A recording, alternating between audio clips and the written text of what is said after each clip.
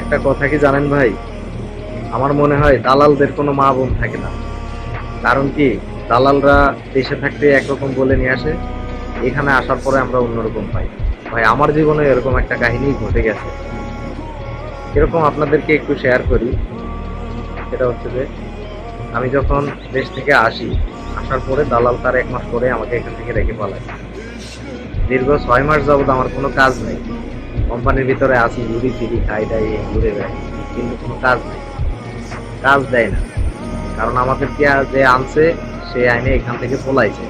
তার ফলশ্রুতিতে কপিল আমাদেরকে কোনো খোঁজ খবর নেয় না, কপিল আমাদেরকে কোনো কাজেও রাখে না, কাজ করানোর কোনো উদ্দেশ্যও রাখে না, ঠিক আছে, আকামা করায় না, বিভিন্ন কাহিনী যেগুলো আর কি তো সচরাচর হয় আর কি।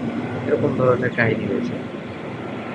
তো এখন দালাল চলে গেছে এখান থেকে, কি আর বলার, আমাদেরকে রেখে চলে গেছে। আমরা এরকম ভাবে পড়ে আছি, একসাথে পাঁচজন লোক আসছে, ঠিক আছে।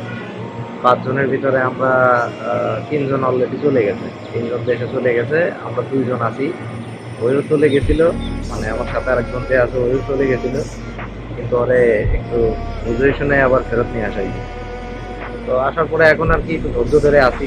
আল্লাহর কাছে লাখো কোটি শুকরিয়া যে আল্লাহ ধৈর্য ভিতরে দিছে আমার অনেকখানি।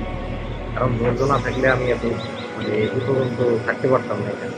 যে কষ্ট সহ্য করছি, যেভাবে যে কষ্ট সহ্য করছি, খাওয়ার কষ্ট সহ্য করছি, থাকার কষ্ট সহ্য করছি, সব কিছুর কষ্টই আর কি মোটামুটি সহ্য করছি। টাকার কষ্ট, কাছে টাকা নাই, বাড়িতে বিনা দায়িত্বে আসছি, বাড়ির বিনা দায়িত্ব এগুলা শোধ করার সমস্যা।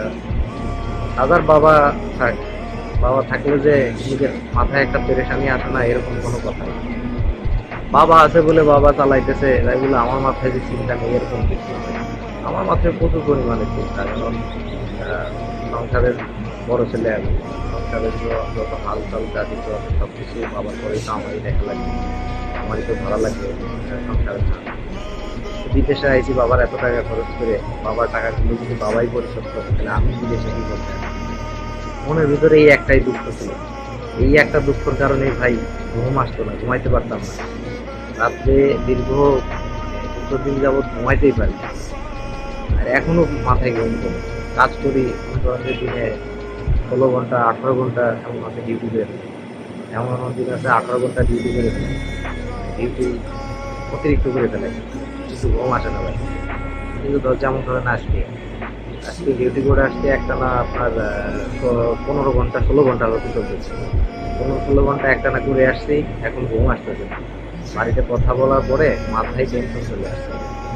এই জন্য আর কি কিছু কথা আপনাদের সাথে শেয়ার করি, যে আসলে দালালের খপ্পরে পড়ে আপনারা কখনো বিদেশে আসবেন না। আসলে বিষয়টা যাচাই বাছাই করবেন।